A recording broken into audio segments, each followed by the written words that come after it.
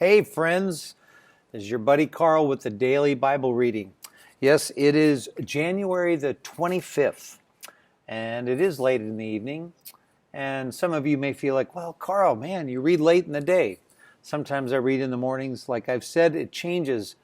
Like real life, our schedules change, things shift. My encouragement is find your time. Maybe a 10-minute slot here, maybe another 10 minutes there, and you've done the daily reading. Maybe you'll get a 20-minute slot in a day, and you can hit this. And as I've told you, those of you that have been following, I do an Old Testament, a Psalm, a Proverb, and a New Testament. So today, January the 25th, we're finishing up Genesis. Genesis chapter 50, all the way through Exodus chapter 2, verse 10. So let's see where they're leading us here. And here you go. So Jacob has passed away, the father of the faith. But anyway, let's see what's happening here. So he's passed, and now Joseph threw himself on his father and wept over him and kissed him. Then Joseph told the physicians who served him to embalm his father's body. So Jacob was embalmed. The embalming process took the usual 40 days for Egyptians. Interesting. What an interesting thing. And the Egyptians mourned his death for 70 days. So he was embalmed, took 40 days to embalm his body, 70 days to mourn his death. When the period of mourning was over, Joseph approached Pharaoh's advisors and said, "Please do me this favor and speak to Pharaoh on my behalf. Tell him that my father made me swear an oath. He said to me, 'Listen, I am about to die. Take my body back to the land of Canaan and bury me in the tomb I prepared for myself. So please allow me to go and bury my father. After his burial, I will return without delay.' Pharaoh agreed to Joseph's request. 'Go and bury your father as he made you promise.' He said this. So Joseph went up to bury his father. He was accompanied by all of Pharaoh's officials, all the senior members of Pharaoh's household, and all the senior officers of Egypt. Joseph had this much favor with Pharaoh, even as a Hebrew, which you have, if you followed on, the Egyptians, they didn't like Hebrews, but Pharaoh was special among them. He had really saved the nation. So Joseph also took his entire household and his brothers and their households, but they left their little children and flocks and herds in the land of Goshen. A great number of chariots and charioteers accompanied Joseph.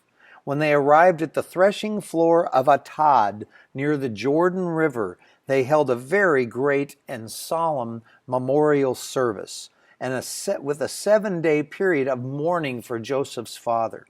The local residents, the Canaanites, watched them mourning at the threshing floor of Atad. Then they renamed that place, which is near the Jordan River, Abel Mizraim, for they said, "This is a place of deep mourning for the Egyptians." So imagine the Canaanites, they may not have gotten the fact that Jacob had passed. They probably knew that, but were amazed that the Egyptians were mourning for Jacob. What an interesting time in that bit of history there.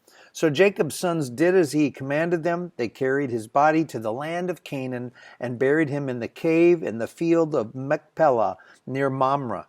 This is the cave that Abraham had bought as a permanent burial site from Ephron the Hittite. After burying Jacob, Joseph returned to Egypt with his brothers and all who had accompanied him to his father's burial. But now that their father was dead, Joseph's brothers became fearful. "Now Joseph will show his anger and pay us back for all the wrong we did to him," they said. So they're still freaked out with this whole idea that their little brother they thought they sold into slavery and was dead had become second in command, right, in all of Egypt. Verse 16, so they sent this message to Joseph. They didn't even go talk to him. "Before your father died, he instructed us to say to you, please forgive your brothers for the great wrong they did to you, for their sin in treating you so cruelly. So we, the servants of the God of your father, beg you to forgive our sin." He didn't say that. He didn't even know Joseph was alive. You get this? His brothers are still conniving. Man, so weird. When Joseph received the message, he broke down and wept. Then his brothers came and threw themselves down before Joseph. "Look, we are your slaves," they said. But Joseph replied, "Don't be afraid of me. Am I God that I can punish you? You intended to harm me, but God intended it all for good. He brought me to this position so I could save the lives of many people. No, don't be afraid. I will continue to take care of you and your children." So he reassured them by speaking kindly to them. Wow, what an immense statement of trusting God with your life. That's the whole point of the story. Here Joseph was in the worst of things. His brothers did all that terrible stuff.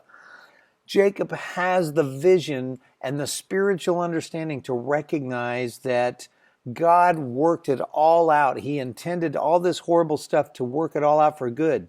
He recognized God working things through. So if you ever struggle with unforgiveness, holding people to account, even when they're goofy, when they're really messed up, you find freedom in trusting God in every circumstance of life, which is really challenging. There's nobody immune to the struggle of this, but that is a major example of grace and forgiveness and trust, mostly trusting God under all the most weird circumstances of life. May we all have that sort of vision and trust. Verse 22, so Joseph and his brothers and their families continued to live in Egypt. Joseph lived to the age of 110. He lived to see 3 generations of descendants of his son Ephraim, and he lived to see the birth of the children of Manasseh's son Machir, who he claimed as his own. "Soon I will die," Joseph told his brothers, "but God will surely come to help you and lead you out of this land of Egypt. He will bring you back to the land he solemnly promised to give to Abraham, to Isaac, and to Jacob." Then Joseph made the sons of Israel swear an oath, and he said, when God comes to help you and lead you back, you must take my bones with you. So Joseph died at the age of 110. The Egyptians embalmed him, and his body was placed in a coffin in Egypt. Now, that's the end of Genesis. 50 chapters of Genesis. Exodus. Now we move into the Exodus. Wow. And we're going to honor the reading all the way to chapter 2, verse 10. So now their years are passing. Wow. Chapter 1 of Exodus. These are the names of the sons of Israel, that is, Jacob, who moved to Egypt with their father, each with his family: Reuben, Simeon, Levi, Judah, Issachar, Zebulun, Benjamin, Dan, Naphtali, Gad, and Asher. In all, Jacob had 70 descendants in Egypt, including Joseph, who was already there. So Joseph would be what? The 12 tribes of Jerusalem right there. Wow, amazing. But their descendants, the Israelites, had many children and grandchildren. In fact, they multiplied so greatly that they became extremely powerful and filled the land. Eventually, a new king came to power in Egypt who knew nothing about Joseph or what he had done. He said to his people, "Look, the people of Israel now outnumber us and are stronger than we are. We must make a plan to keep them from growing even more. If we don't, and if war breaks out, they will join our enemies and fight against us. Then they will escape from the country." So the Egyptians made the Israelites their slaves, and that's how it happened, folks. Wow. They appointed brutal slave drivers over them, hoping to wear them down with crushing labor. They forced them to build the cities of Pithom and Ramses as supply centers for the king. But the more the Egyptians oppressed them, the more the Israelites multiplied and spread, and the more alarmed the Egyptians became. So the Egyptians worked the people of Israel without mercy. They made their lives bitter, forcing them to mix mortar and make bricks and do all the work in the fields. They were ruthless in all their demands. Then Pharaoh, the king of Egypt, gave this order to the Hebrew midwives, Shiphrah and Puah: When you help the Hebrew women as they give birth, watch as they deliver. If the baby is a boy, kill him. Wow, how brutal. If it's a girl, let her live. But because the midwives feared God, thank God, they refused to obey the king's orders. They allowed the boys to live too. So the king of Egypt called for the midwives. Why have you done this? He demanded. Why have you allowed the boys to live? The Hebrew women are not like the Egyptian women. The midwives replied. They are more vigorous and have their babies so quickly that we cannot get there in time. Now, we don't know if that's true, but that could be the case.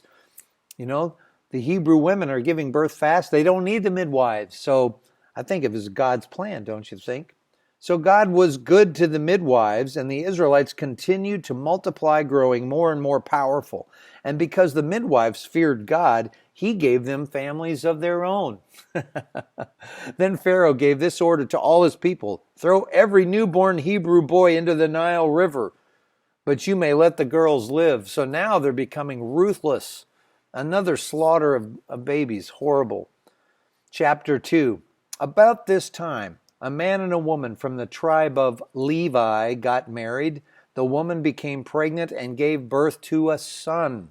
She saw that he was a special baby and kept him hidden for 3 months. But when she could no longer hide him, she got a basket made of papyrus reeds and waterproofed it with tar and pitch. She put the baby in the basket and laid it among the reeds along the bank of the Nile River. The baby's sister then stood at a distance, watching to see what would happen to him. Soon Pharaoh's daughter came down to bathe in the river, and her attendants walked along the riverbank. When the princess saw the basket among the reeds, she sent her maid to get it for her. When the princess opened it, she saw the baby. The little boy was crying, and she felt sorry for him. God is so clever. This must be one of the Hebrew children, she said. Then the baby's sister approached the princess. Should I go and find one of the Hebrew women to nurse the baby for you? She asked. Yes, do, the princess replied. So the girl went and called the baby's mother. Take this baby and nurse him for me, the princess told the baby's mother. I will pay you for your help. So the princess is paying Moses' mother to take care of her own child. Woo, God's awesome. So the woman took her baby home and nursed him. Later, when the boy was older, his mother brought him back to Pharaoh's daughter, who adopted him as her own son. The princess named him Moses, for she explained, I lifted him out of the water. There you go, folks, the story of the coming of Moses. Stay tuned. There you go. That's the end of chapter, or at least verse 10 there. So we're in chapter 2 of Exodus. Let's move on. Today's psalm is Psalm 21, and we're going to read the whole psalm. Another psalm of David. In times of trouble, may the Lord answer your cry. May the name of the God of Jacob keep you safe from all harm.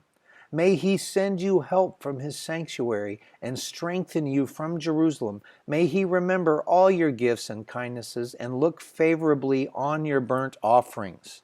Now it's funny. I just realized I'm reading Psalm 20, but we're going to go for it, folks. I think somebody needed to hear that today. And I felt like as I was reading it, I was praying it like David for somebody that needed to hear it. I'm receiving it too, but I speak it as a prayer right now. And this is the power of the Word of God. When you feel a blessing from the Lord, from the Word itself, even though it's written from, hundreds, thousands of years, it's eternal. When God speaks, it's eternal. So there you go. Somebody needed it. May he grant your heart's desires and make all your plans succeed. May we shout for joy when we hear of your victory. Yeah, I'd be happy to hear your victories and celebrate with you and raise a victory banner in the name of our God. May the Lord answer all your prayers. Now I know that the Lord rescues his anointed king. He will answer him from his holy heaven and rescue him by his great power. Some nations boast of their chariots and horses. People boast in their stuff, what they think is their strength. That's what that represents. but we boast in the name of the Lord our God. Those nations or people will fall down and collapse, but we will rise up and stand firm. Give victory to our King, O Lord, and answer our cry for help. Now, Psalm 21, which is today's psalm. Wow, and it's more good stuff from David. How the king rejoices in your strength, O Lord.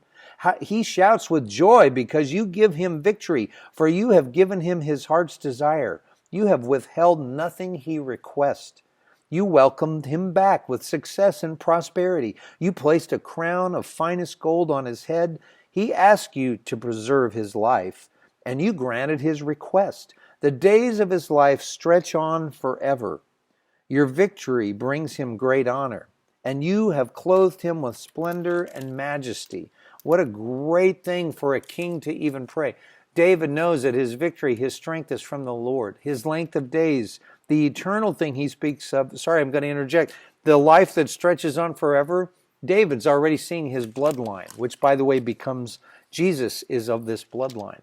Verse 6, you have endowed him with eternal blessings. There it is. And given him the joy of your presence. Wow, awesome. For the king trusts in the Lord. The unfailing love of the Most High will keep him from stumbling. You will capture all your enemies. Your strong right hand will seize all who hate you. You will throw them in a flaming furnace when you appear. The Lord will consume them in his anger. Fire will devour them.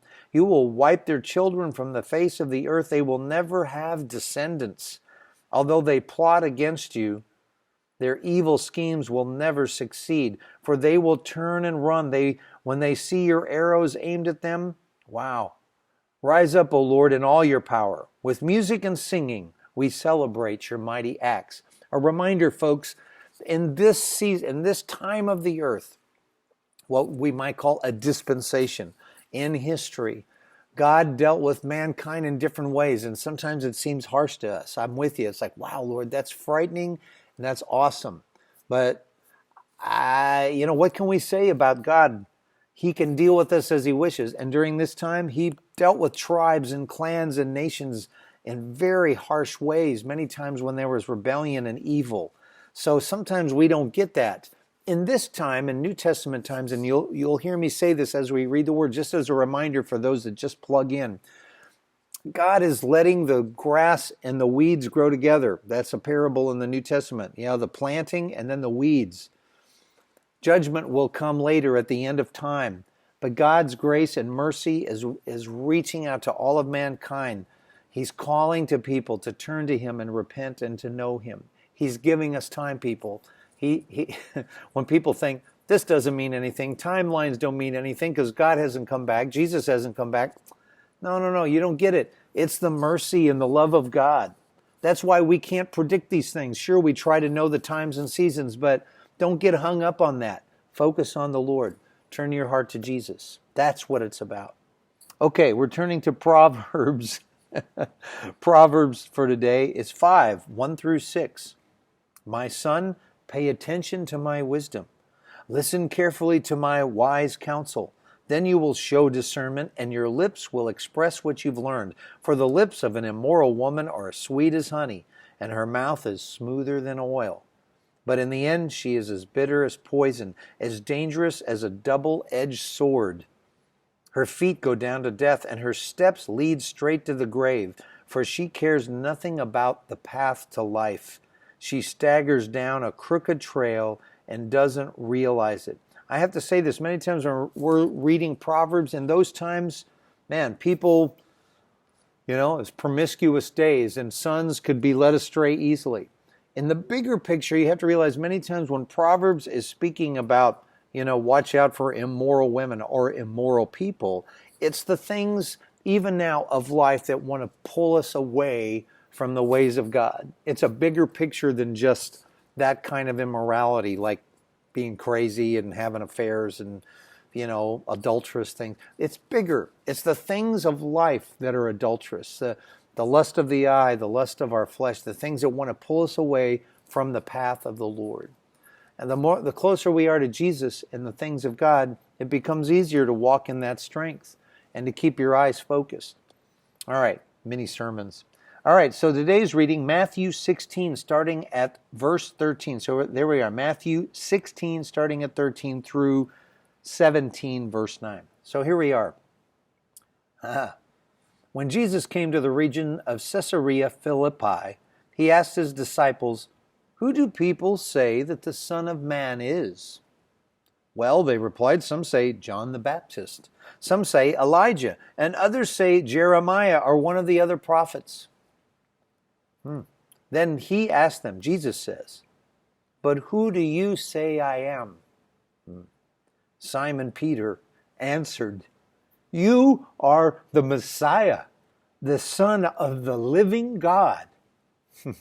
Peter knows. Jesus replied, "You are blessed, Simon, son of John, because my Father in heaven has revealed this to you. You did not learn this from any human being." Get this. Jesus is confirming Peter's declaration of being the Son of God, the Messiah. That's amazing. You have to decide to choose this, but it's a declaration and it's fulfilled and proven throughout the New Testament.